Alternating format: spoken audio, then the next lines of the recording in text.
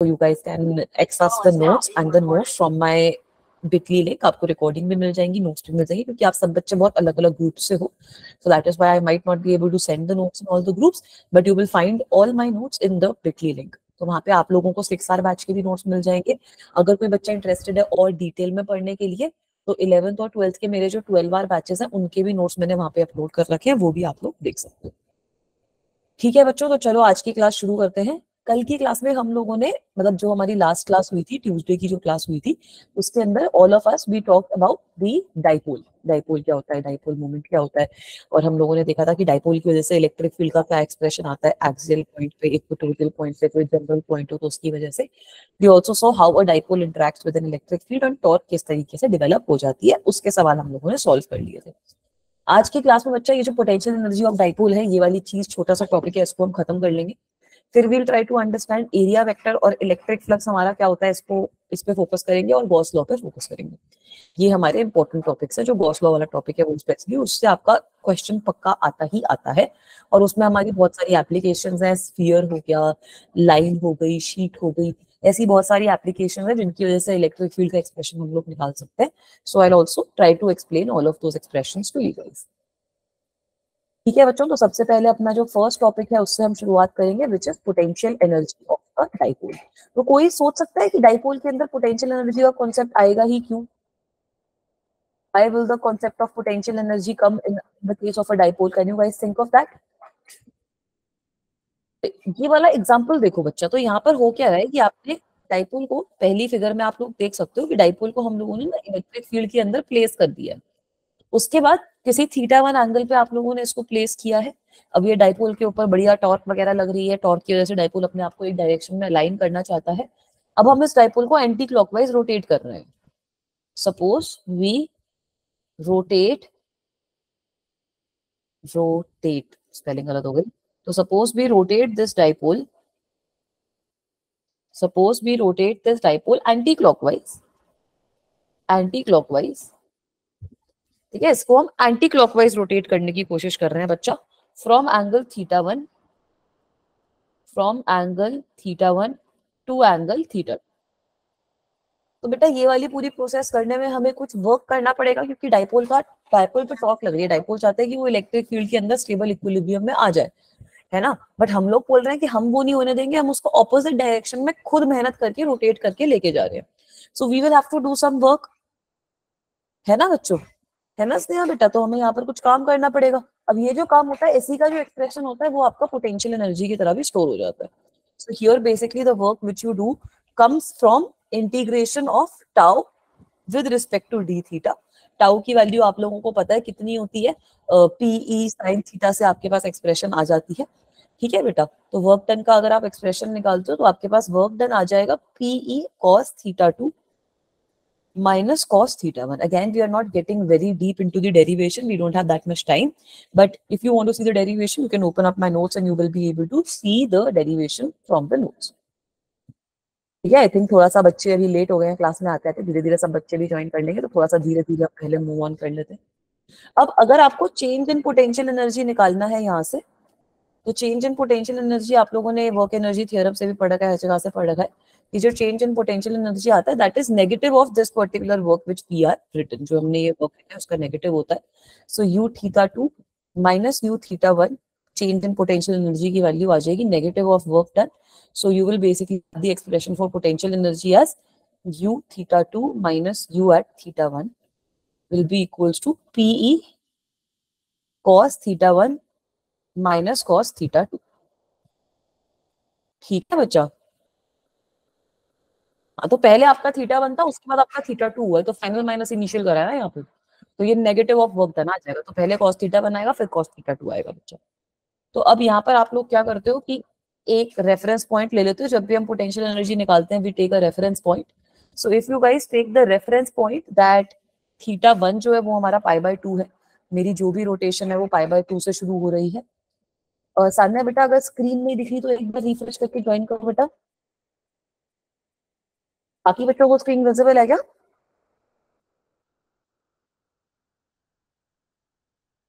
The screen visible to everyone? Yes, if someone is unable to see the screen, please rejoin. एक बार meeting leave करके फिर से join करने की कोशिश करो, एंड स्क्रीन आपको विजिबल हो जाएगी. बीच बीच में स्क्रीन स्टक हो सकती है, बट विजिबल सबको होनी चाहिए. ठीक है, ये एक्सप्रेशन आप लोगों के पास पोटेंशियल एनर्जी का आ जाता है अगर आपको गिवन है क्वेश्चन में that your reference point is π/2. एक बार ट्राई टू रीजॉइन एवरीवन, फिर आपको स्क्रीन विजिबल हो जाएगी अगर किसी बच्चे को विजिबल नहीं हो रही है तो. ठीक है, सही है ये एक्सप्रेशन, यही पढ़ा होगा ना एक्सप्रेशन, यही एक्सप्रेशन पढ़ा होगा ना बेटा. -P cos थीटा होती है हमारी पोटेंशियल एनर्जी. अब ये पोटेंशियल एनर्जी से भी आप देख सकते हो कि स्टेबल और अनस्टेबल इक्विलिब्रियम हम लोग डिफाइन कर सकते हैं. कैसे? एक वैल्यू आएगी पोटेंशियल एनर्जी की जहां पे पोटेंशियल एनर्जी मिनिमम होगी, एक वैल्यू पे मैक्सिमम होगी.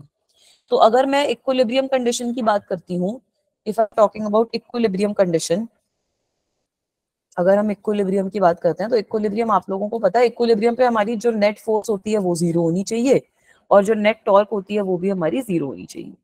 ठीक है बेटा, तो इसका हमने पिछली क्लास में भी स्टडी किया था कि आपके पास दो तरीके के इक्विलिब्रियम आते हैं. एक होता है आपके पास स्टेबल इक्विलिब्रियम, एक होता है हमारे पास स्टेबल इक्विलिब्रियम.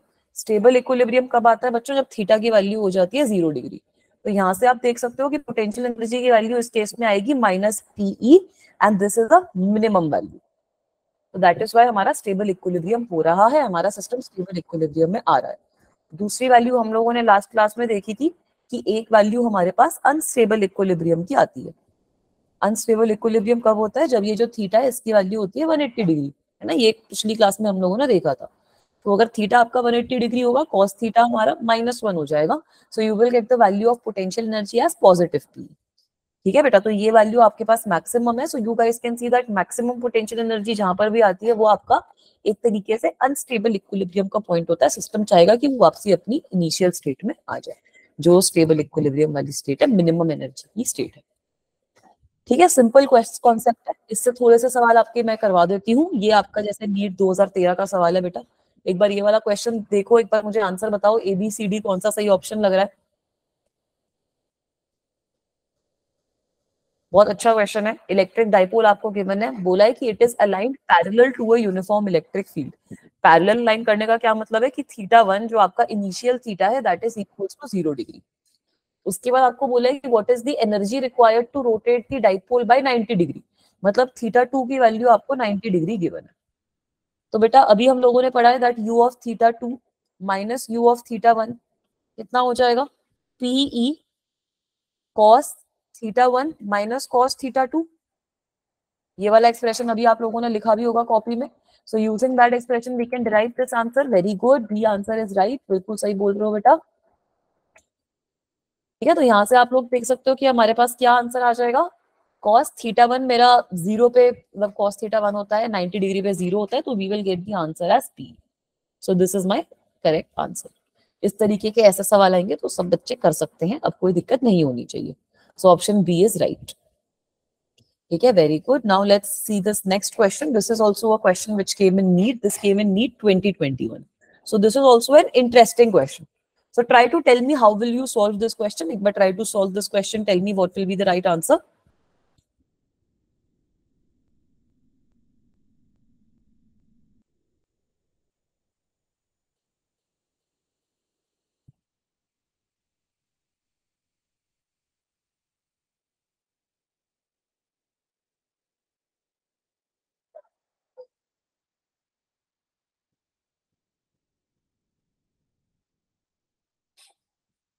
कैसे करेंगे इस क्वेश्चन को?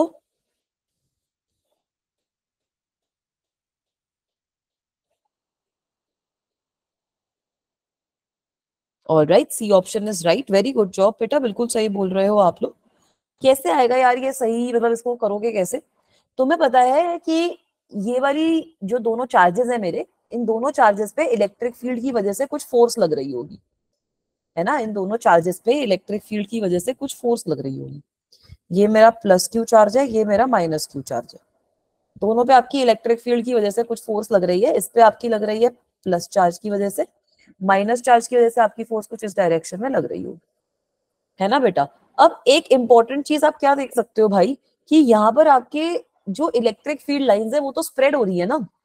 तो यहाँ पर आपका जो इलेक्ट्रिक फील्ड का वैल्यू है जो आपका प्लस चार्ज पे है that electric field must be greater than the electric field at the second charge, ये जो E at -2 है, तो हमें पता है कि U की वैल्यू कितनी होती है, -PE cos theta, -PE cos theta.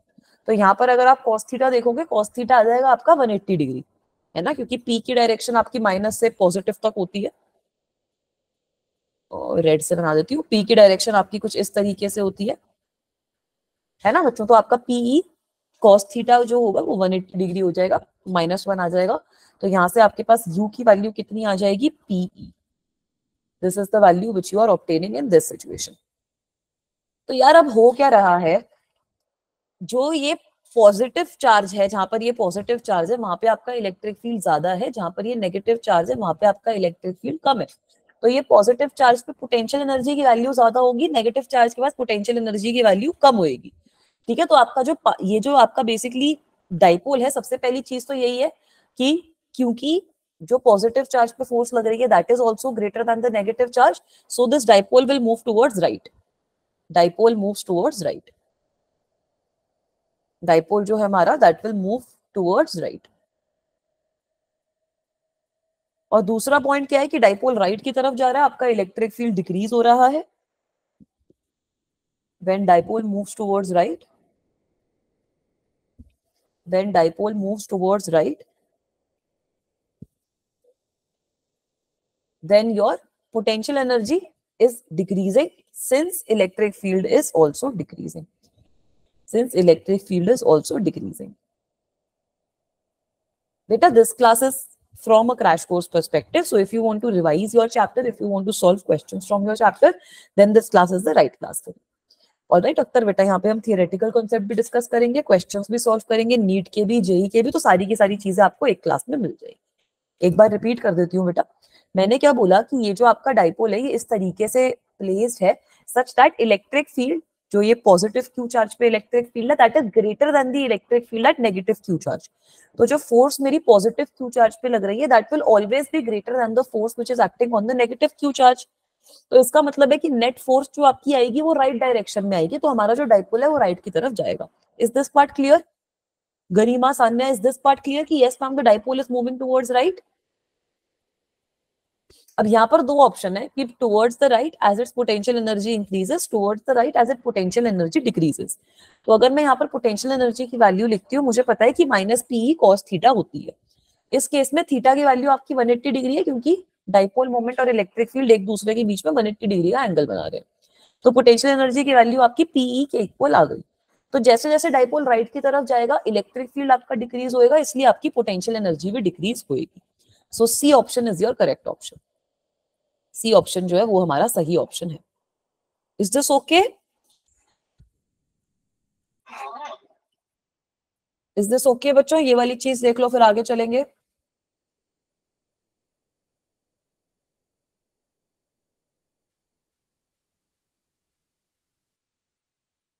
ठीक है, वेरी गुड, क्लियर है। So let's move forward.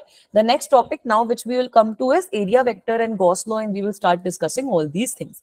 तो सबसे पहले ना एरिया वेक्टर को समझ लो।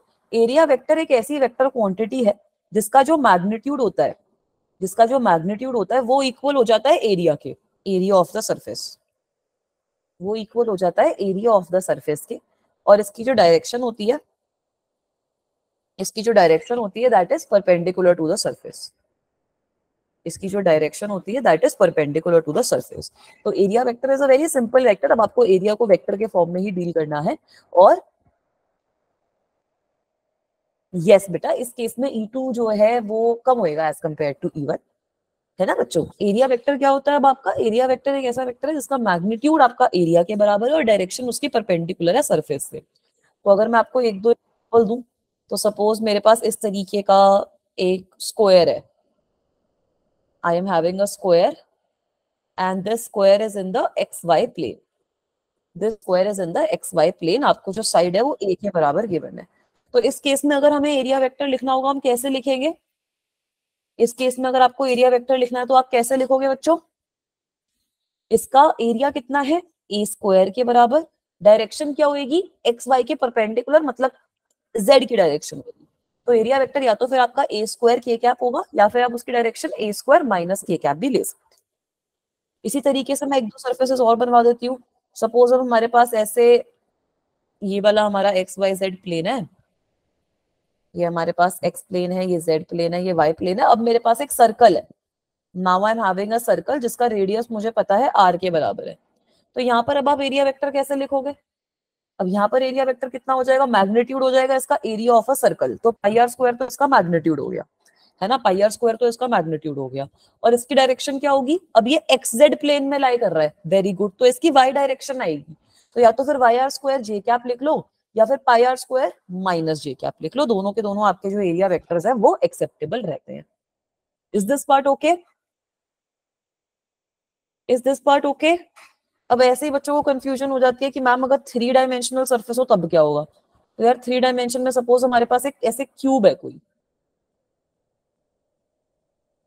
ठीक है। अब अगर आपके पास क्यूब है तो अब क्यूब को आप कैसे इमेजिन करोगे? क्यूब के अंदर 6 फेस हैं, तो क्यूब को आप 6 फेस की तरह इमेजिन कर लो। अब ये जो 6 के 6 फेस होंगे इनका एक अपना अलग एरिया वेक्टर होएगा। इसका एक क्वेश्चन सॉल्व करेंगे तो ये और अच्छे से समझ में आएगा, है ना। इन सब 6 के 6 फेसेस का अपना एक एरिया वेक्टर होएगा। ये एरिया वेक्टर एक का नीचे, एक का ऊपर, एक का बाहर की साइड और एक का अंदर की साइड। इन 6 के 6 फेस का अपना एरिया वेक्टर होएगा। So there will be 6 area vectors in this case.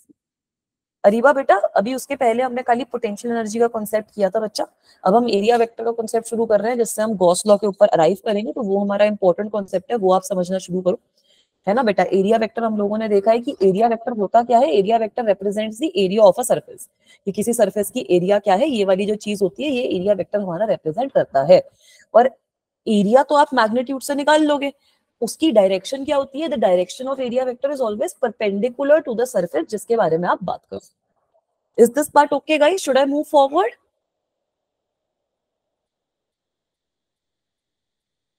Yes ma'am, no ma'am, चले आगे। Very good. So now let us talk about the next quantity. Area vector हमें समझ में आया है। अब अगली क्वांटिटी जिसके बारे में हमें बात करनी है वो है फ्लक्स।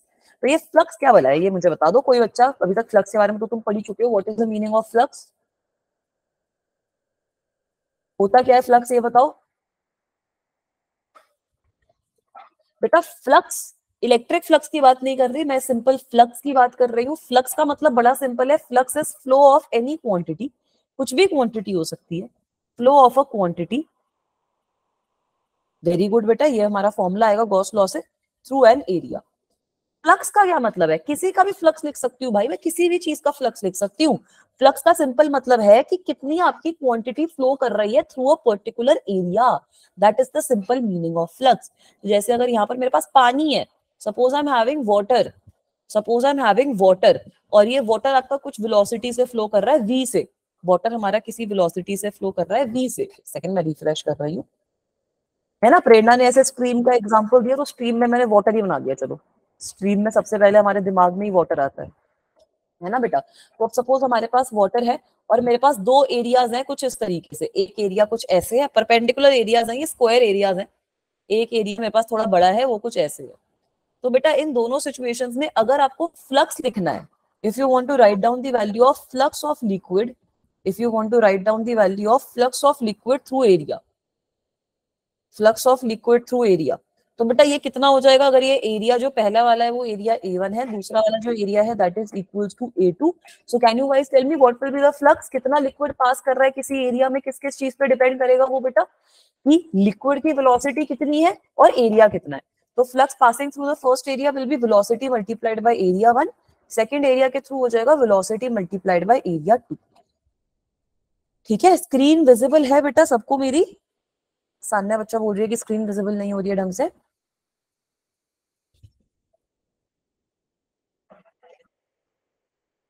विजिबल है बेटा, एक बार रिफ्रेश करके ज्वाइन करने की कोशिश करो सान्या बच्चा। ठीक है, हो सकता है कुछ गड़बड़ हो रही हो इंटरनेट में। देखो ऑनलाइन क्लासेस में ये दिक्कत होती है कि कभी कभी इंटरनेट में गड़बड़ हो जाती है। आपके इंटरनेट पे दिक्कत आ जाती है, मेरे इंटरनेट पे दिक्कत आ जाती है, कोई दिक्कत की बात नहीं है। लेकिन उसमें आप लोगों के में आ रही है तो एक बार रिज्वाइन कर लो, मेरे में आएगी तो आप लोग मुझे बता दो, मैं रिफ्रेश कर लूंगी। ठीक है बच्चों, तो इस तरीके की सिचुएशन में आप लोग देख सकते हो कि जो मेरी क्वांटिटी होगी फ्लक्स वाली that will directly be dependent on the area. तो यहाँ पर जो मेरा फ्लक्स 2 होगा, flux through the second surface, that will be directly, that will be greater than the flux through the first surface. अब इसी का दूसरा एग्जांपल तुम लोग ले सकते हो कि what if this particular area is not perpendicular, what if this area is somewhat टेढ़ा। ठीक है, अब ये जो एरिया है वो कुछ टेढ़ा है, तो उस सिचुएशन में क्या होगा, अगर ये जो एरिया है जिसमें से ये पानी हमारा पास कर रहा है, दैट एरिया इज टेढ़ा, तो उस सिचुएशन में क्या होगा, पानी तो हमारा तब भी पूरे के पूरे एरिया में तो पास करेगा नहीं, पानी तो हमारा तब भी एक पर्टिकुलर पार्ट में से ही पार्ट पास करेगा, जो हमारा इसका परपेंडिकुलर कंपोनेंट होएगा उसके थ्रू ही तो पानी पास करेगा, जो हमारा परपेंडिकुलर कंपोनेंट होएगा उसी के थ्रू तो हमारा जो पानी है वो पास करेगा। तो यहाँ पर हम क्या करते हैं, अगर ये हमारा एरिया वेक्टर है, ये हमारा वेलोसिटी है और ये हमारा थीटा है, तो यहाँ पर अगर आपको फ्लक्स का एक्सप्रेशन लिखना है, you will write as velocity multiplied by area multiplied by cos theta. Is this part okay? यहां तक क्लियर है सब बच्चों को? ये जो फ्लक्स होती है ये आपकी एक स्केलर क्वांटिटी रहती है, ये जो फ्लक्स होती है ये स्केलर क्वांटिटी होती है। तो अगर यहाँ तक समझ में आया तो आगे हम इलेक्ट्रिक फ्लक्स का कॉन्सेप्ट भी इसी को एक्सट्रैपोलेट करके समझ सकते हैं। वहां पर हम बोल रहे थे कि flow of any quantity, here we are talking about electric lines of force. So electric flux is nothing but, जो आप लोगों ने बताया, electric lines of force, electric lines of force crossing a surface. ठीक है बेटा, मैं थीटा एक्सप्लेन करती हूँ। थीटा क्या होता है? Theta is the angle between जो भी आपकी क्वांटिटी है एंड द एरिया वेक्टर। तो सपोज अब आपने, ये हमारा इलेक्ट्रिक फील्ड है, सपोज आपके पास एक इलेक्ट्रिक फील्ड है जिसमें आप अपनी कोई भी ऑब्जेक्ट रख रहे हो, जिसमें आप अपनी कोई भी ऑब्जेक्ट रख रहे हो, तो आपको पता है कि फ्लक्स की वैल्यू, इलेक्ट्रिक फ्लक्स की वैल्यू कितनी आएगी, electric field multiplied by the area of that object. तो अगर मेरी ऑब्जेक्ट कुछ इस तरीके से मैंने रख दी है, तो यहाँ पर तो जो भी एरिया वेक्टर होएगा वो कुछ इस तरीके से होएगा, इलेक्ट्रिक फील्ड भी हमारा इसी तरीके से, तो फ्लक्स की वैल्यू डायरेक्टली आप लिख सकते हो ईए, फ्लक्स की वैल्यू आप डायरेक्टली लिख सकते हो ईए के बराबर। बट अगर ऐसी वाली सिचुएशन नहीं है हमारे पास, इस तरीके की सिचुएशन अगर हमारे पास नहीं है और मैंने अपना इलेक्ट्रिक फील्ड कुछ इस तरीके से बनाया है और उसके अंदर जो ऑब्जेक्ट है मैंने वो टेढ़ी रख दी, ऑब्जेक्ट जो है वो मैंने कुछ इस तरीके से रख दी, तो बेटा ऑब्जेक्ट टेढ़ी रखने का क्या मतलब है, इस ऑब्जेक्ट का जो एरिया वेक्टर है, इस ऑब्जेक्ट का जो एरिया वेक्टर है, it will make some angle theta with the electric field. ठीक है, यहां तक अग्री कर रहे हो शुभम बेटा मेरे साथ? है ना? तो यहाँ पर अगर आप फ्लक्स लिखते हो तो फ्लक्स कितना लिखोगे, ई ए कॉस थीटा। तो एक तरीके से फ्लक्स की वैल्यू आपकी कितनी हो जाती है, फ्लक्स की वैल्यू अगर आप लोगों को लिखनी है, so it becomes E dot A. अगर आपको इलेक्ट्रिक फील्ड और एरिया वेक्टर दोनों वेक्टर गिवन है, तो ये जो फ्लक्स की वैल्यू होती है वो आपकी ई डॉट ए के बराबर हो जाती है। Is this part okay? Should I move forward? एक दो सवाल सॉल्व करते हैं इससे, फिर अपना गॉस लॉ वगैरह पे आगे चलेंगे। ठीक है, ये वाला सवाल देखो, इसको सॉल्व करके बताओ क्या आंसर आएगा। बहुत सिंपल, बहुत डायरेक्ट सवाल है। आपको गिवन है square frame of H 10 centimetre is placed with its positive normal, जैसे यहाँ पे दिखाया है वैसे प्लेस किया है, making an angle of 60 degrees with uniform electric field of 20 volt पर मीटर। बेटा इलेक्ट्रिक फील्ड की वैल्यू आपको 20 वोल्ट पर मीटर गिवन है। आपको जो एरिया है वो आप यहाँ से कैलकुलेट कर सकते हो, 10 सेंटीमीटर मेरी साइड है तो एरिया कितना हो जाएगा, 0.1 मीटर का स्क्वायर, है ना? तो एरिया की वैल्यू आ जाएगी 0.01 मीटर स्क्वायर।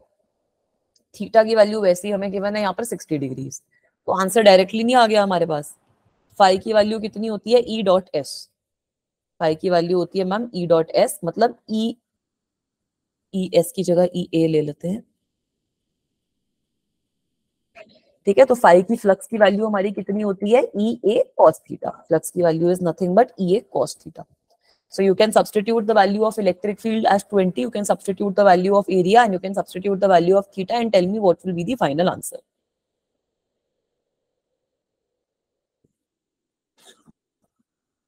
मेरा जो आंसर आया था वो आया था 0.1 volt meter. Is this okay guys? Is this the expression which everyone is getting?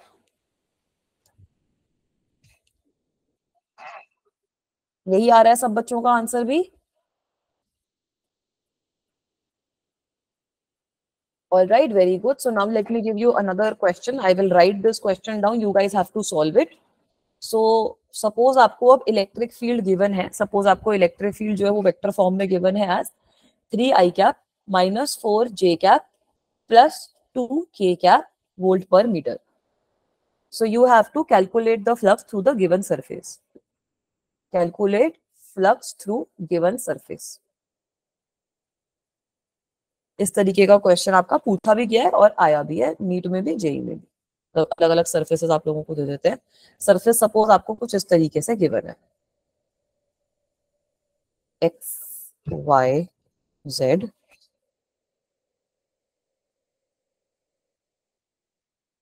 Refresh कर लूं, yes now it's visible. X Y Z आपको सरफेस गिवन है, ठीक है। मुझे पता चल जाता है, मैंने ना आजकल नई टेक्निक करी है कि मैं फोन से लॉग इन कर लेती हूँ, तो मुझे दिख जाता है कि हाँ भाई स्टक है। तो ये आपका 2 मीटर आपको वैल्यू गिवन है, साइड की स्क्वायर सरफेस गिवन है। तो इस सिचुएशन में मुझे इलेक्ट्रिक फ्लक्स जो है वो कैलकुलेट करके बताओ। आरती बेटा मैंने ना बिटली लिंक पे डाल रखा है, आपकी वीडियोस भी, आपकी सारी नोट्स भी, उसके साथ आपको जो भी लिंक्स वगैरह चाहिए सब कुछ आपको मेरे बिटली लिंक पे मिल जाएगा बच्चा,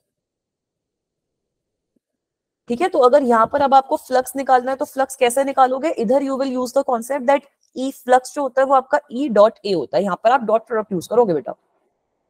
इस सिचुएशन में एरिया वेक्टर आप लिख सकते हो, एरिया वेक्टर कितना हो जाएगा, area multiplied by direction, direction आपकी परपेंडिकुलर होगी तो 4k क्या।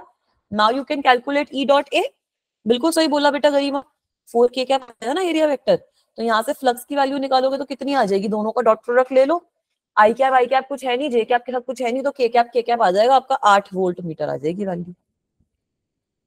सही है। इस तरीके का कोई क्वेश्चन आएगा तो अपनी सिंपल अपना एरिया वेक्टर लिखो, इलेक्ट्रिक फील्ड यूजुअली गिवन रहता है, अपना फ्लक्स की आप वैल्यू निकाल लो। चलूं आगे,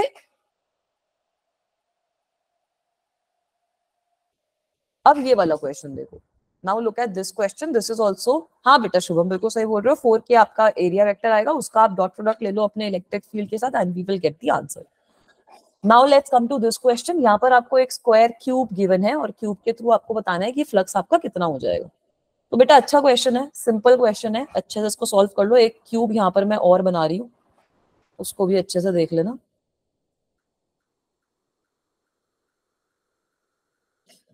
ये मेरा क्यूब है, दिस इज माई क्यूब। इस क्यूब के अंदर बेटा कितने फेसेस हैं, 6 फेस है। हर फेस के थ्रू आपका एरिया वेक्टर अलग होएगा। इसके थ्रू आपका एरिया वेक्टर हो जाएगा A1, यहाँ पे हो जाएगा एरिया वेक्टर A2। वैसे ही मेरे पास एक फेस ये है, इसके थ्रू एरिया वेक्टर हो जाएगा A3, इसके थ्रू एरिया वेक्टर हो जाएगा A4। ऐसे ही दो फेस मेरे आमने सामने भी हैं, एक आपका बाहर निकलता हुआ एरिया वेक्टर बनेगा A5, एक आपका अंदर जाता हुआ एरिया वेक्टर बनेगा A6। और इन सारे एरिया वेक्टर्स की जो वैल्यू है वो भी आप लोग लिख सकते हो। कैसे, A1 की वैल्यू कितनी हो जाएगी, area multiplied by direction, direction in this case will be y direction, तो j cap, so we are having a square j cap. वैसे ही A2 की वैल्यू कितनी हो जाएगी, अब ये नेगेटिव डायरेक्शन में, तो minus a square j cap. A3 की डायरेक्शन भी लिख लो यार, A3 की क्या डायरेक्शन हो जाएगी, अब A3 आपका नेगेटिव एक्स एक्सिस की तरफ है, एरिया आपका a स्क्वायर है, तो minus a square I cap. A4 की क्या वैल्यू हो जाएगी, a square I cap. A5 की क्या वैल्यू हो जाएगी, अब ये मेरी तरफ है, A5 is towards me, so in this case A5 की वैल्यू कितनी हो जाएगी मेरे पास, a स्क्वायर k कैप, बाहर की तरफ है तो k वाली डायरेक्शन है वो, और A6 की वैल्यू हो जाएगी minus a square k cap. So can you guys take the dot product of these area vectors, ये जो हमारे पास एरिया वेक्टर्स आए हैं इनका आप डॉट प्रोडक्ट ले लो अपने इलेक्ट्रिक फील्ड के साथ, और सारे फ्लक्स की वैल्यू तुम लोगों के पास आ जाएगी, सारे जो फ्लक्स होते हैं उनकी वैल्यू तुम लोगों के पास आ जाएगी। तो बताओ क्या क्या वैल्यू आएगी, कैसे निकालोगे। अब आपको इलेक्ट्रिक फील्ड की जो वैल्यू है वो कितनी गिवन है, ई आई कैप। तो बेटा अगर A1 के साथ मैं ई आई कैप मल्टीप्लाई करूंगी जीरो नहीं आएगा, यहाँ पे जे कैप है वहां पे आई कैप है, फाइव वन की वैल्यू तो जीरो ही हो गई। फाइव टू की वैल्यू कितनी हो जाएगी, अब फाइव टू कितना था मेरे पास, minus a square J cap, अगर इसका मैं लेती हूँ विद ई आई कैप यहाँ पर भी तो जीरो ही आ जाएगा, है ना। फाइव टू की वैल्यू भी मेरे पास जीरो ही आ जाएगी। यहाँ तक अग्री कर रहे हैं सब बच्चे मेरे साथ, ठीक है। अंजलि ने भी आंसर दिया, अनिकेत ने भी आंसर दिया, गुड जॉब बच्चों। फाइव टू की वैल्यू जीरो आ रही है बेटा, फाइव टू की वैल्यू जीरो आ गई। फाइव थ्री देखना, फाइव थ्री की कितनी वैल्यू आ जाएगी, अब A3 आपने देखा है माइनस a स्क्वायर आई है, आई के साथ आई लोगे तो माइनस a स्क्वायर ई आ जाएगा, माइनस a स्क्वायर ई आ गया। फाइव फोर की वैल्यू कितनी हो जाएगी, अब यहाँ पे हमारा जो एरिया वेक्टर था वो आया है a स्क्वायर आई क्या, और अगर आप ई आई से मल्टीप्लाई कर दोगे तो a स्क्वायर ई क्वेश्चन मतलब a स्क्वायर ई आपका फ्लक्स आ जाएगा। बेटा कोई भी डाउट है तो बच्चा चैट बॉक्स पे लिख दो, हैंड रेज कर रहे हो जो भी बच्चे, चैट बॉक्स पे लिख दो बच्चों, कोई भी डाउट है तो। अब अगर आप फ्लक्स 5 और 6 देखोगे, दोनों में के कैप है, आई कैप के साथ लोगे तो वैसे ही आपका फ्लक्स 0 आएगा। तो फ्लक्स 5 और फ्लक्स 6 हमारे 0 हो जाएंगे। तो बेटा ये हमारी एक स्केलर क्वांटिटी है। You can add up all these flux to find out the value of net flux and you will get the answer as 0. You will obtain the answer as 0. Is this part okay, everyone? Is this part okay? चलूं आगे? ठीक है, तो ये तो हमने बात कर ली कि अगर जिन ऑब्जेक्ट्स का एरिया आप लोगों को पता है उस केस में आप क्या कर सकते हो। अब दूसरी आपके पास ना कर्व्ड ऑब्जेक्ट्स भी एग्जिस्ट कर सकती है इस तरीके से। इस तरीके का ऐसा कोई बलून सा एग्जिस्ट कर रहा है जो आप लोगों ने इलेक्ट्रिक फील्ड में रख दिया है। इस तरीके से आपने कुछ इलेक्ट्रिक फील्ड में इसको रख दिया है। तो अब इस तरीके की सिचुएशन में हम लोग क्या करते हैं, यहाँ पर हम लेके यूज इंटीग्रेशन का, यहाँ पर हम इंटीग्रेशन का यूज लेंगे। आप एक छोटा सा एरिया इस जगह पे इमेजिन कर सकते हो। एक ये जो छोटा सा एरिया है वो मैंने इमेजिन कर लिया, जिसकी वजह से कुछ एरिया वेक्टर है मेरा डी ए के बराबर इस डायरेक्शन में, which is making an angle of theta with the electric field, with the electric field. तो इसकी वजह से मैं एक छोटा सा जो मेरा फ्लक्स है उसकी वैल्यू लिख सकती हूँ। इसकी वजह से छोटा सा फ्लक्स, उसको हम डेल्टा फाई कहते हैं, उसकी वैल्यू आप कितनी लिखोगे, ई डॉट डी ए। तो अगर आपको टोटल फ्लक्स निकालना है then you will integrate this. अगर आपको टोटल फ्लक्स निकालना है then you will integrate this. Shahnawaz बेटा, what do you want me to repeat the last question?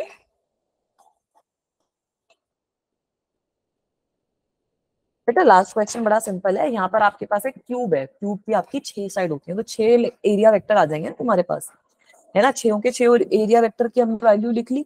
जैसे ही आपने वैल्यू लिखी, आपको पता है फ्लक्स होता है dot product of area vector and electric field. तो इलेक्ट्रिक फील्ड आपका आई कैप में है, तो खाली जो आई कैप वाला फैक्टर एग्जिस्ट करेगा उसकी वजह से इलेक्ट्रिक फील्ड आएगा, बाकी सबकी वजह से नहीं आएगा इलेक्ट्रिक फील्ड, है ना शाहनवाज बेटा। तो A1 और A2 को जब मैंने डॉट प्रोडक्ट लिया ई आई के साथ, वो 0 हो गया। डायरेक्ट भी कर सकते हो, डायरेक्ट करने में भी कोई दिक्कत नहीं, डायरेक्ट ऐसे ही देख लो कि भाई यहाँ पर जो एरिया वेक्टर है और इलेक्ट्रिक फील्ड है, जहां जहां पे आपका 90 डिग्री का एंगल बन रहा है, वो वाली 90 डिग्री वाली टर्म जो है वो सरवाइव करेगी नहीं करेगी, बताओ। कॉस 90 रखकर भी कर सकते हो, वो तो आपकी चॉइस है, वो आपको जैसे रखना है आप वैसे रख के कर लो, उसमें भी कोई दिक्कत नहीं है। You can put the value of 90 and you will get the answer in that case as well. ठीक है, वो वाली चीज भी कर दो, उससे भी आपके पास आंसर आता है, तो कोई दिक्कत की बात नहीं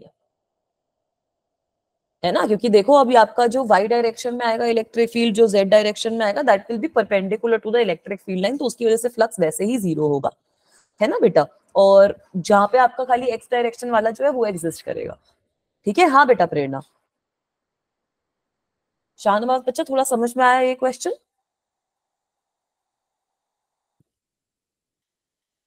बोलो प्रेरणा बेटा। यार मेरे को टेक्स्ट कर दो यार, मैं तुम्हारी ना सारी ये जो चीजें हैं वो फॉरवर्ड कर रही हूँ। एक बार I forward them again, I forwarded them again and again, but मेरे पास रिस्पॉन्स आ नहीं रहा है। मैं तुम लोगों को ना एक और नंबर भी दे देती हूँ। I am giving you guys one more number, try to contact someone on this particular number as well. ठीक है, give me till the end of class पे ना, एक बार I will share one more number with that, one more number with you, so that you guys can directly contact them, ताकि वो लोग आप लोगों को डायरेक्टली ग्रुप में ऐड करते हैं। ठीक है बेटा, मैं अपना भी कर दूंगी शेयर और बाकी जो दूसरे लोगों का मेरे पास है उसका भी कर दूंगी। चलूं आगे? शुड आई मूव फॉरवर्ड बच्चों? ठीक है बेटा, तो अभी हमने ये जो कर्व सरफेस वाला है वो देख लिया यार। क्लोज सरफेस का भी इसी से आ जाता है, यही सेम एक्सप्रेशन तुम्हारा क्लोज सरफेस में लग जाएगा। क्लोज सरफेस का क्या मतलब है, ऐसे कोई स्फीयर है सपोज तुम्हारे पास, इस तरीके की कोई स्फीयर है तुम्हारे पास।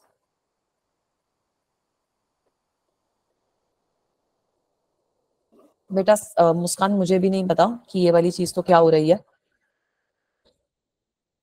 स्टूडेंट्स आर फिल्ड मतलब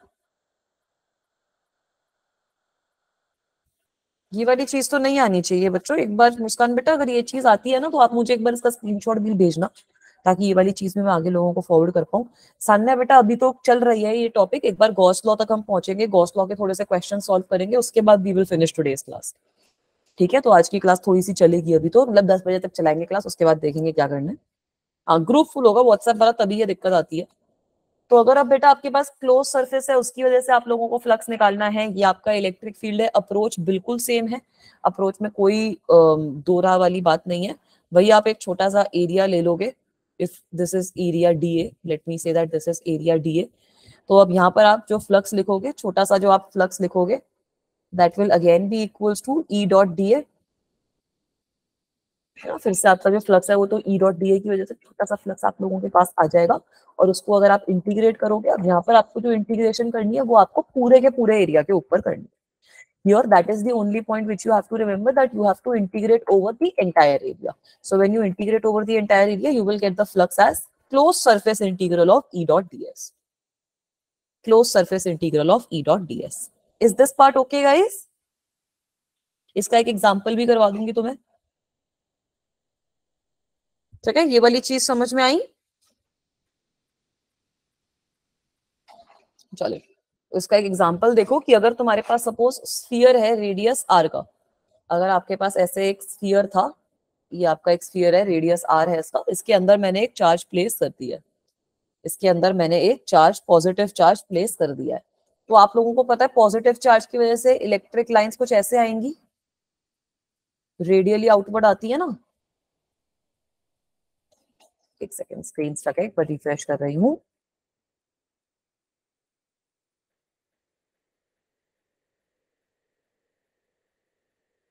ठीक है, तब तक तुम बच्चे भी ट्राई करोगे क्वेश्चन सॉल्व करने की।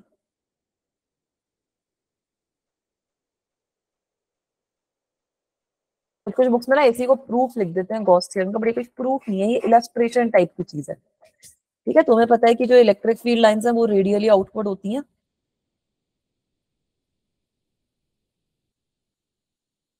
है ना बेटा। तो अब हमें इलेक्ट्रिक फ्लक्स निकालना है इस स्फीयर के थ्रू, इलेक्ट्रिक फ्लक्स निकालना है इस स्फीयर के थ्रू। तो हम क्या करेंगे, अगर आप कोई भी छोटा सा एरिया ले लेते हो, सपोज आप छोटा सा एरिया ले लोगे, ये आपका डीए हो जाएगा बेटा। इसी डायरेक्शन में तो आपकी इलेक्ट्रिक फील्ड भी आएगी इस पॉइंट पे, इसी डायरेक्शन में आपकी इलेक्ट्रिक फील्ड भी आएगी इस पॉइंट पे। फ्लक्स की वैल्यू अभी हमने कितनी लिखी थी, close surface integral of E dot DA, E dot DA. तो यहाँ पर अगर मैं close surface integral of E dot DA का क्या मतलब है, ई डीए कॉस थीटा। अब यहाँ पर आप देखोगे कि किसी भी पॉइंट पे अगर मैं एरिया एलिमेंट लेती हूँ, किसी भी पॉइंट पे अगर मैं एरिया एलिमेंट लेती हूँ, इलेक्ट्रिक फील्ड उस पॉइंट पे हमेशा एरिया एलिमेंट के बिल्कुल पैरेलल आएगा। इलेक्ट्रिक फील्ड हमेशा आपके पास एरिया एलिमेंट के बिल्कुल पैरेलल आएगा उस पर्टिकुलर पॉइंट पे। Can you guys see this? ये वाली चीज पॉइंट समझ में आया कि भाई जिस भी पॉइंट पे अगर आप एरिया वेक्टर लोगे, उस पॉइंट पे इलेक्ट्रिक फील्ड जो होगा वो आपका पैरेलल होएगा एरिया वेक्टर के। दैट इज ऑब्वियस, दोनों आपके रेडियली आउटवर्ड है ना, तो इनके बीच में जो ये एंगल है वो जीरो हो जाएगा।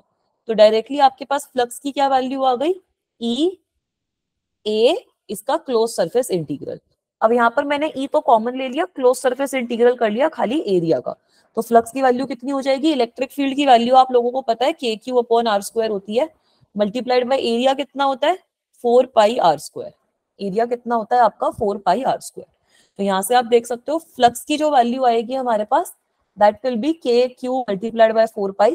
तो अगर के को आप लिख दोगे 4 पाई एप्सिलॉन नॉट, तो आपके पास फ्लक्स की वैल्यू आ जाएगी Q upon epsilon not. Is this okay? ये वाली चीज सब बच्चों को समझ में आई? तो बेटा यही आपका गॉस लॉ का एक तरीके से स्टेटमेंट, आपकी गॉस लॉ की यही होती है, एक तरीके से आपकी जो गॉस लॉ की स्टेटमेंट होती है वो होती यही है। हाँ, पैरेलल में कॉस जीरो क्यों हो रहा है, क्योंकि इलेक्ट्रिक फील्ड और एरिया वेक्टर के बीच में कोई एंगल ही नहीं है ना, दोनों पैरेलल हो गए तो एक दूसरे से पैरेलल होने का क्या मतलब है, क्योंकि बीच में एंगल जीरो है ना गरिमा बेटा। ठीक है, अब ये जो हमने चीज पढ़ी है इसकी थोड़ी सी प्रॉपर्टीज होती है। नहीं नहीं नहीं नहीं, 2 एप्सिलॉन नॉट नहीं आएगी। 2 कहां से आएगा, अगर मैं के की जगह पे यहाँ पे 1/4 पाई एप्सिलॉन नॉट लिख दूंगी तो क्यू अपॉन एप्सिलॉन नॉट ही तो आएगा, है ना सामने बेटा। एक बार चेक करना, 2 एप्सिलॉन नॉट किसी और केस में आता है, वो आई थिंक आप जो शीट वाला केस है उससे कंफ्यूज हो रहे हो।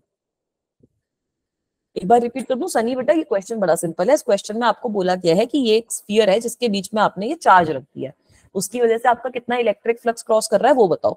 तो आपको पता है कि स्फीयर की वजह से जो इलेक्ट्रिक फील्ड लाइंस होती हैं दे आर रेडियली आउटवर्ड।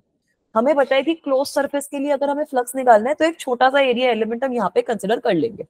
तो अगर मैं यहाँ पर किसी भी पॉइंट पे एरिया एलिमेंट कंसिडर करूंगी, इलेक्ट्रिक फील्ड उसी पॉइंट पे रेडियली आउटवर्ड आएगा, एरिया वेक्टर भी रेडियली आउटवर्ड आएगा। तो बेटा हर जगह पे आपका इलेक्ट्रिक फील्ड और एरिया वेक्टर तो एक दूसरे से पैरेलल है ना, तो दोनों के बीच में जो थीटा की वैल्यू है वो 0 है, सो that is what I substituted here. तो मेरे पास एक तरीके से क्या आ जाता है, एक तरीके से मेरे पास क्या आ जाता है, ई dot D A converts into E D a simple. तो अब यहाँ पर मैंने ये जो छोटा सा एरिया है उसको इंटीग्रेट कर दिया है and I get the total area. Electric field की वैल्यू आपको पता है, फ्लक्स की ये जो केस होता है इसके अंदर के क्यू बाय आर स्क्वायर होती है, you multiply that by the total area which is 4 pi R square and you get your answer. सही है सनी बेटा, चलूं आगे? Should I move forward? All right, तो अब बेटा एक छोटा सा नोट सब बच्चे कर लो। एक नोट इसमें इंपॉर्टेंट यही है कि आपके पास कोई भी सरफेस हो सकती है। पहला पॉइंट क्या है कि आपके पास कोई भी सरफेस हो सकती है। अगर आपके पास इस है, अगर आपके पास इस तरीके की कोई सरफेस है, कोई भी आपके पास सरफेस हो सकती है, सबके थ्रू ये जो वैल्यू आई है ना हमारी क्यू अपॉन एप्सिलॉन नॉट, ये वैल्यू सेम ही रहेगी, क्योंकि आपको एरिया ही तो इंटीग्रेट करना है। तो एरिया तो आप हर जगह पे इंटीग्रेट कर ही सकते हो, है ना बेटा। तो यहाँ से आपके पास जो फ्लक्स की वैल्यू आएगी वो हर केस में क्यू अपॉन एप्सिलॉन नॉट ही रहेगी, चाहे आपके पास कोई भी आर्बिट्ररी शेप हो। प्रियांशु बच्चा, क्योंकि रेडियली आउटवर्ड है ना इलेक्ट्रिक फील्ड की डायरेक्शन, रेडियली आउटवर्ड है ना इलेक्ट्रिक फील्ड की डायरेक्शन, और एरिया की डायरेक्शन भी तो रेडियली आउटवर्ड ही हो जाएगी। एरिया भी तो अगर किसी छोटे से एलिमेंट का लोगे तो उस पॉइंट पे परपेंडिकुलर आ जाएगा, तो इलेक्ट्रिक फील्ड और एरिया वेक्टर की डायरेक्शन सेम हो जाएगी ना हर पॉइंट पे। 3D में इमेजिन करो, ये 2D में मत देखो, उसको 3D में इमेजिन करने की कोशिश करो। ठीक है बेटा, एक तो ये चीज है कि ये आपका शेप पे डिपेंड नहीं करता। दूसरी ये चीज है कि अब आप इस चार्ज को कहीं पे भी प्लेस कर सकते हो। आप इसको यहाँ पर प्लेस कर रहे हो या फिर आप इसको यहाँ पर प्लेस कर रहे हो, चार्ज को आप कहीं पे भी प्लेस कर सकते हो, आपके पास फ्लक्स की वैल्यू सेम ही आएगी। तीसरा पॉइंट ये है हमारे पास कि फ्लक्स बेटा हमारी स्केलर क्वांटिटी होती है। तो अगर आपके पास कोई सरफेस है जिसमें 2-3 चार्जेस हैं, एक चार्ज Q1 है, एक चार्ज Q2 है, तो दोनों की वजह से जो फ्लक्स होता है उसको आप ऐड कर सकते हो। फ्लक्स की वैल्यू हो जाएगी Q1 plus Q2 upon epsilon not. ठीक है, फ्लक्स को आप ऐड भी कर सकते हो। तो फ्लक्स आपका शेप पे डिपेंड करता नहीं, फ्लक्स आपका कहीं पे भी आप चार्ज प्लेस कर रहे हो उस पर आपका डिपेंड नहीं करता, फ्लक्स को आप ऐड कर सकते हो, वो भी कोई दिक्कत की बात नहीं है।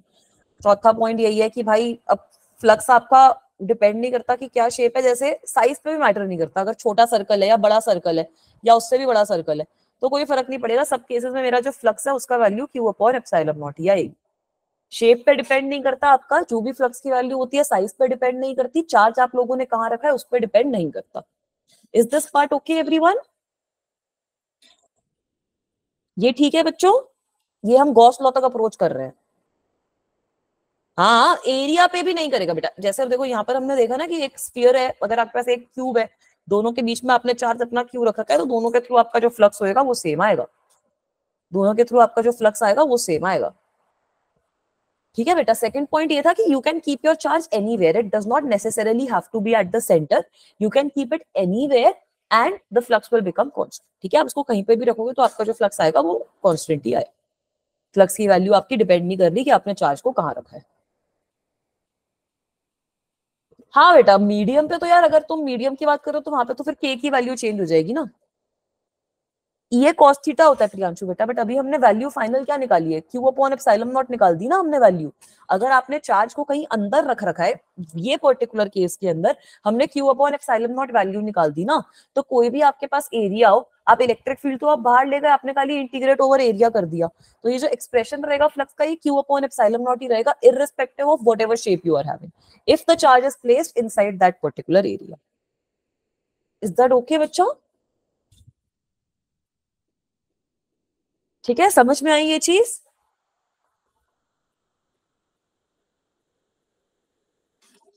ऑलराइट, तो हमें ये समझ में आया कि अगर चार्ज हमने अंदर रख रखा है उसकी वजह से क्यू अपॉन एप्सिलॉन नॉट होता है।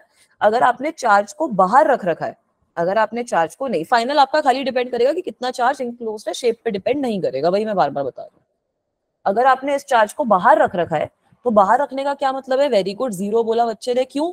अब सपोज मेरा चार्ज यहाँ पे है कहीं बाहर, अब सपोज आपने चार्ज कहीं बाहर रख रखा है, तो जब आप इसको बाहर रखते हो तो बाहर रखने का क्या मतलब है, जितनी आपकी इलेक्ट्रिक फील्ड लाइंस क्रॉस करेंगी ना, उसको जितनी अंदर जा रही है उतनी बाहर चली जाएंगी, है ना। ये सब बच्चों को याद हो गया जीरो, बट क्यों हो रहा है जीरो? क्योंकि जितनी आपकी इलेक्ट्रिक फील्ड लाइंस इस चार्ज से ओरिजिनेट करके क्रॉस करेंगी, उतनी ही आपकी इनकमिंग फील्ड लाइंस और आउटगोइंग फील्ड लाइंस इक्वल हो जाएंगी। Can you guys see this? Can you guys see this that incoming field lines are, हाँ गॉस लॉ में ये वाला केस वैलिड था, अभी मैं गॉस लॉ पे पहुंच रही हूँ। दैट इस केस में हो क्या रहा है, that incoming field lines, incoming field lines will become equal to outgoing field lines, will become equal to outgoing field lines. ठीक है बच्चों, तो इस सिचुएशन में जो भी आपका फ्लक्स आएगा, net flux through this surface will be equal to 0. So now that we have understood this, we are ready to postulate the statement of Gauss law. अब हमें ये समझ में आ गया, तो Gauss law की स्टेटमेंट भी आप लोग postulate कर सकते हो. कैसे postulate करोगे, क्या मतलब होगा Gauss law का? Gauss law में क्या सीखा है, क्या सीखा है Gauss law में बच्चों ने? ठीक है मैम, गॉस लॉ में हम लोगों ने यही सीखा है कि जो टोटल फ्लक्स रहता है किसी भी क्लोज सरफेस की वजह से, अब हमारे पास इस तरीके की कोई भी रैंडम ये क्लोज सरफेस है, सपोज इसके अंदर 3 चार्जेस तो अंदर है, इसके अंदर 3 चार्जेस तो मेरे अंदर हैं, 2 चार्जेस मेरे बाहर भी हैं, 2 चार्जेस मेरे बाहर भी हैं. तो अगर मैं फ्लक्स कैलकुलेट करना चाहती हूँ, अगर मैं फ्लक्स कैलकुलेट करना चाहती हूँ, तो flux will be equal to integral of E dot D A, और फ्लक्स की वैल्यू कितनी हो जाएगी, जितना मेरा चार्ज इनक्लोज्ड है, जितना मेरा चार्ज इस शेप के अंदर है, डिवाइडेड बाय एप्सिलॉन नॉट. ठीक है, वेरी गुड. तो इस सिचुएशन में अगर मुझे फ्लक्स निकालना है, तो फ्लक्स की वैल्यू आ जाएगी Q1 plus Q2 plus Q3 upon epsilon not. अब इस चीज से कंफ्यूज नहीं होना कि अगर मैं इस पॉइंट पे फ्लक्स कैलकुलेट कर रही हूँ, इस पॉइंट पे अगर मैं फ्लक्स कैलकुलेट कर रही हूँ, तो जो फ्लक्स है मेरा that is only because of Q1 Q2 and Q3. But अगर मैं इलेक्ट्रिक फील्ड की कैलकुलेट करूंगी ना वैल्यू, इलेक्ट्रिक फील्ड की क्या वैल्यू है, तो इलेक्ट्रिक फील्ड आपका सारे के सारे चार्जेस की वजह से एग्जिस्ट करेगा, 4 और 5 की वजह से भी आएगा. So electric field at a particular point will be, electric field at any particular point, electric field will be due to all the charges. Electric field जो है वो हमारा, it is because of all the charges which are present. But flux जो होता है, flux through a closed surface, that is the important point that we are talking about, flux through a closed surface. We are not talking about an open surface here. We are talking about flux through a closed surface. So flux through a closed surface जो है हमारा, that will only be because of the charges present inside. Flux due to closed surface, flux due to closed surface is only because of, is only due to inside charges, is only due to inside charges. एक बार repeat कर देती हूँ बच्चा, मैंने क्या बोला कि अगर आपके पास कोई भी सरफेस है जिसके अंदर हमने Q1 Q2 Q3 चार्जेस डाल रखे हैं, तो फ्लक्स की वैल्यू हमें पता है, it is close surface integral of E dot D F, and the value comes out to be equal to Q enclosed upon epsilon naught. That is what we have determined in the last step. So from here you guys can see that flux will be equals to Q1 plus Q2 plus Q3 upon epsilon naught. Total charge जो हमारा अंदर है divided by epsilon naught. तो यहाँ पे आप लोग देख सकते हो कि flux is only because of charges which are inside, but electric field अगर आप किसी point पे निकालते हो तो electric field will be because of all the charges. Flux is only because of the charges जो आपके अंदर present है. Electric field जो होता है वो आपका लेकिन सारे charges की वजह से आ सकता है. Is it okay समझ में आया बच्चों?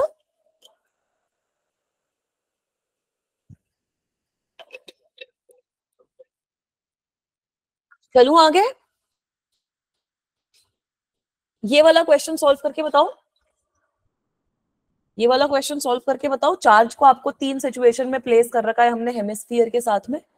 तो पहले सिचुएशन में आप लोग देख सकते हो that the charge is placed outside the hemisphere. What will be the flux in this case? What is going to be the flux in this case if the charge is placed outside the hemisphere? नहीं बेटा, ऐसा गरिमा कोई चीज नहीं है आपका. Usually हम Gauss law, आप गॉस लॉ कहीं पे भी अप्लाई कर सकते हो, बट आपकी कन्वीनियंस के लिए हम जो डेरिवेशंस वगैरह करते हैं वो हम सिमेट्रिक ऑब्जेक्ट्स की यूनिफॉर्म इलेक्ट्रिक फील्ड वगैरह की कंसीडर करते हैं. उसका रीजन यही रहता है कि भाई अगर वो नहीं करोगे तो तुम लोग डिराइव नहीं कर पाओगे, वरना गॉस लॉ जो होता है वो आपकी सारी शेप्स हर चीज के लिए वैलिड रहता है. एक बार स्लाइड दिखा दूं पिछली वाली. वेरी गुड, सब बच्चों ने बिल्कुल सही आंसर दिया कि पहले केस में 0 हो जाएगा. भाई चार्ज अंदर है ही नहीं, सरफेस के अंदर कोई चार्ज ही नहीं है, इलेक्ट्रिक फ्लक्स की वैल्यू कहां से आएगी?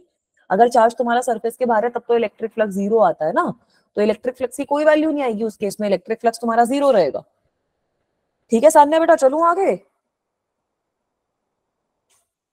ऑलराइट बेटा, देखो यहाँ पर रश्मि बेटा ये समझो कि आपका जो चार्ज है वो सरफेस के बाहर प्रेजेंट है, इसकी वजह से इलेक्ट्रिक फ्लक्स तुम्हारा 0 हो जाएगा.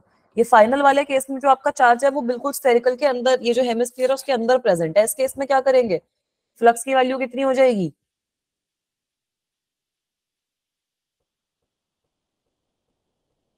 नहीं नहीं शुभम, इजी आएगा. क्या बोल रही थी यार, मैं ये भूल गई. व्हाट वाज आई सेइंग रश्मि बेटा, कहाँ कंफ्यूजन हुई? गॉस लॉ को तो मैंने ये बताया कि जितने चार्जेस मेरे अंदर प्रेजेंट है उनकी वजह से जो फ्लक्स है वो एक्ट करता है। चार्जेस जो अंदर प्रेजेंट है उनको सम कर लो, अगर पॉजिटिव नेगेटिव चार्ज है तब भी आप उनका नेट सम कर लो। कुछ कुछ क्वेश्चन ऐसे भी आते हैं बच्चों के कि ऐसे कोई सिस्टम है जिसके अंदर हमने 4 डाइपोल प्लेस कर दिए तो उसकी वजह से फ्लक्स बताओ। तो यार 4 डाइपोल प्लेस्ड है मतलब आपके ऑपोजिट चार्जेस हो गए ना, दोनों के दोनों सारे के सारे कैंसिल आउट हो जाएंगे, तो आपका फ्लक्स कुछ नहीं निकलेगा। तो आपके सिस्टम में कुछ भी चार्जेस हो सकते हैं, आपको उनका नेट सम देखना है कि टोटल चार्ज इनक्लोज कितना है, जो भी आपकी सरफेस होगी उसके थ्रू उतना ही आपका फ्लक्स जो है वो निकलेगा, है ना बेटा। इलेक्ट्रिक फील्ड की जो वैल्यू होती है वो आपकी लेकिन किसी भी पॉइंट पे आ सकती है, ये जरूरी नहीं है कि अगर आपका इलेक्ट्रिक फ्लक्स जीरो है तो फील्ड भी जीरो है, no that is not true. If field is zero flux will be zero, but if field is not zero then flux still can be zero, है ना बेटा। तो अगर कोई ऐसा पॉइंट है कि जहां पे फ्लक्स जीरो है इसका मतलब ये नहीं कि फील्ड भी जीरो होगा। ठीक है, वेरी गुड, ये तो हो गया क्यू अपॉन एप्सिलॉन नॉट। अब सेकंड वाले केस में क्या करेंगे, सेकंड वाले केस में क्या करते हैं, एक हाइपोथेटिकल सी सरफेस इमेजिन कर लेते हैं जिसको हम कहते हैं गॉसियन सरफेस। वो हम एक सिमेट्रिकल सरफेस इमेजिन करते हैं। अगर तुम लोग चाहते हो तो तुम इस तरीके की भी सरफेस इमेजिन कर सकते हो, ये ऐसे हवा सी सरफेस है ना, यहाँ पर तुम चाहे एक हवा सी सरफेस भी इमेजिन कर सकते हो ताकि तुम इसको क्लोज बना लो, मुझे कोई दिक्कत नहीं है। बट फिर तुमसे टीचर पूछेगा कि भाई अब ये जो तुम्हें सरफेस गिवन है इसके थ्रू कितना फ्लक्स निकल रहा है तो कैसे कैलकुलेट करोगे, नहीं कर पाओगे ना। सो दैट इज वाई बच्चे बड़ा कंफ्यूज होते हैं कि नहीं मैम गॉस लॉ तो हम खाली तभी ले सकते हैं जब हम ये सरफेस बना पाए, ऐसा कुछ नहीं है। तुम सरफेस सिमेट्रिक इसलिए बनाते हो ताकि तुम्हें पता चल जाए कि जो मेरे को सरफेस गिवन है उसके थ्रू कितना फ्लक्स निकल रहा है। अब अगर मैं एक इतना ही बड़ा हेमिस्फीयर इसके ऊपर लगा दूं तो ये जो पूरी की पूरी सरफेस है इसके थ्रू कितना फ्लक्स निकलेगा, क्यू अपॉन एप्सिलॉन नॉट। इसके थ्रू कितना फ्लक्स निकलेगा, पूरी की पूरी जो बड़ी सरफेस है उसके थ्रू कितना फ्लक्स निकलेगा, क्यू अपॉन एप्सिलॉन नॉट। तो हमारी जो गिवन सरफेस है, हमारा जो गिवन हेमिस्फीयर है उसके थ्रू कितना फ्लक्स निकलेगा, इसका आधा, है ना। हमारा जो गिवन हेमिस्फीयर है उसके थ्रू कितना फ्लक्स निकलेगा, इसका आधा। तो ये काम होता है सिमेट्रिक सरफेस चूज करने का। अगर सिमेट्रिक सरफेस चूज नहीं करोगे तो ये बता नहीं पाओगे कि आधा निकलेगा। जैसा मैंने बोला कि तुम कुछ भी सरफेस चूज कर सकते हो। बच्चे मेरे से पूछते हैं कि मैम मैं तो ना यहाँ पर एक ऐसे चेहरा सा बना देता हूँ, मतलब मैं ऐसे ऐसे एक बादल बना देता हूँ तब भी तो मेरा flux Q upon epsilon not ही निकलेगा। मैं बोलती हूँ हाँ बिल्कुल सही बात है, क्यू अपॉन एप्सिलॉन नॉट ही निकलेगा। बट इसको अगर सिमेट्रिक फॉर्म में कंसिडर नहीं करोगे तो बताओगे कैसे कि इसके थ्रू कितना फ्लक्स निकल रहा है, ये जो तुम्हें सरफेस गिवन है ना बेटा। हाँ इसके टॉप में तो हमने वही किया, इसके टॉप में हम लोगों ने वही सेम चीज करी है कि गॉसियन सरफेस में तुमने हेमिस्फीयर इमेजिन कर लिया। अब ये जो हेमिस्फीयर है तो ये एक टोटल स्फीयर बन गया तुम्हारा, इसके थ्रू फ्लक्स निकल रहा है क्यू अपॉन एप्सिलॉन नॉट, है ना रश्मि बेटा। नहीं नहीं पहले वाले में नहीं करोगे ना, पहले वाले में तो जो गिवन सरफेस है उसके अंदर चार्ज ही नहीं है, तो वहां पर ये इमेजिन करने का क्या फायदा। इधर ये है कि ये जो चार्ज है ये पूरा का पूरा स्फीयर के अंदर नहीं है। इधर दिक्कत ये है सेकंड वाले केस में कि ये जो चार्ज है वो पूरा का पूरा स्फीयर में नहीं है, उसकी बाउंड्री पे लाई कर रहा है, तो इसलिए हमें ये वाला करना पड़ रहा है। थर्ड वाले केस में तो पूरा का पूरा चार्ज मेरा हेमिस्फीयर के अंदर है ही, तो डायरेक्टली मैं क्यू अपॉन एप्सिलॉन नॉट वाला फॉर्मूला लगा पा। फर्स्ट वाले केस में तो चार्ज अंदर ही नहीं है। क्लियर है बच्चों, इज दिस क्वेश्चन ओके। अब इसके यार तुम्हारे एनसीईआरटी में भी बहुत क्वेश्चन है। नहीं पहले वाले में चार्ज बाहर है, पहले वाले में ऐसे मेरी कटोरी है, कटोरी देखी है ना, ये ऐसे मेरी दिख रही है वीडियो में, ऐसे मेरी कटोरी है यार। कटोरी कैसे बनाते हैं हाथों से, कुछ इस तरीके से कटोरी, और चार्ज आपका यहाँ पर है, तो वो कटोरी के अंदर है ही नहीं। पहले वाले में चार्ज बाहर है, सेकंड वाले में चार्ज एकदम जो वो बाउंड्री होती है ना, ये जो सरफेस होती है उस पे है बीच में।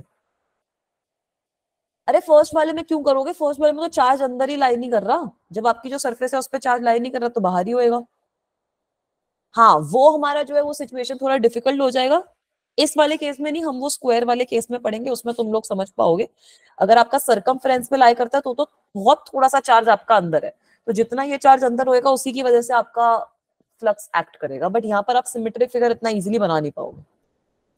ठीक है शुभम बच्चा, ये वाली चीज भी गॉस लॉ से तुम सॉल्व कर सकते हो, बट यहाँ पर तुम्हारी जो सिमेट्रिक फिगर है वो नहीं बनेगी। हाफ वाला केस बीच वाली फिगर में है ना, इसमें चार्ज जो है वो एग्जैक्टली बीच में लाई कर रहा है, देखो जो ये बाउंड्री है इसको भी 3 डायमेंशन में इमेजिन करो भाई, 3 डायमेंशन में इमेजिन करो दोस्तों। बीच में लाई करेगा आपका चार्ज, ऐसे नहीं कि उसके कटोरी में रख दिया, बट उसके आधा अंदर है आधा बाहर। ठीक है प्रियांशु बेटा, रश्मि बेटा को समझ में आ गया, शुभम को भी समझ में आ गया उनका डाउट, बाकी बच्चों को भी आया।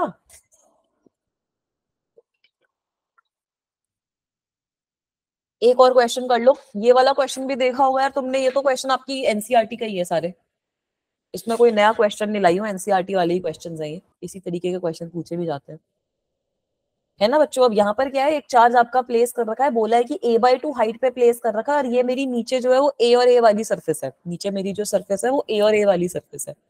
तो अब यहाँ पर क्या करोगे, यहाँ पर क्या करोगे, एक स्क्वायर इमेजिन कर लेते हैं, एक क्यूब इमेजिन कर लेते हैं, सॉरी नॉट स्क्वायर, एक क्यूब इमेजिन कर लेते हैं। तो ये जो क्यूब है ये आपका साइड ए के बराबर है, और एक तरीके से आपको बताना है कि ये वाली जो साइड है इस पे कितना, इस वजह से यहाँ पर कितना फ्लक्स निकल रहा है इस वाली साइड के थ्रू, इस वाले फेस के थ्रू, और आपका जो चार्ज है that is placed at a distance of a/2, the charge is placed at a distance of a/2 and the charge is equals two plus q। तो बताओ कितना आएगा, वेरी गुड, बिल्कुल सही, क्यों, क्योंकि फ्लक्स थ्रू द क्यूब कितना हो जाएगा, q/ε0, है ना, जो मेरा फ्लक्स है through the entire cube, that flux will become equals to q/ε0।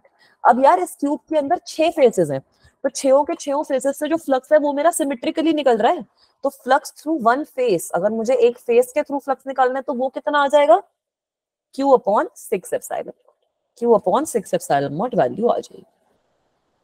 Is this okay, is this okay guys, should I move forward. ठीक है, एक और क्वेश्चन सॉल्व करते हैं, लास्ट क्वेश्चन है ये आज की क्लास का पक्का। अब आई थिंक स्क्रीन अटक गई है मेरी, स्क्रीन बोल रही है कि बस मैम हो गया, बच्चे भी बोल रहे हैं बस मैम हो गया, एक क्वेश्चन और कर लेते हैं लास्ट, स्क्रीन में विजिबल हो जाए बस। Yes it is visible. So now can you guys tell me what will be the flux in all the three cases.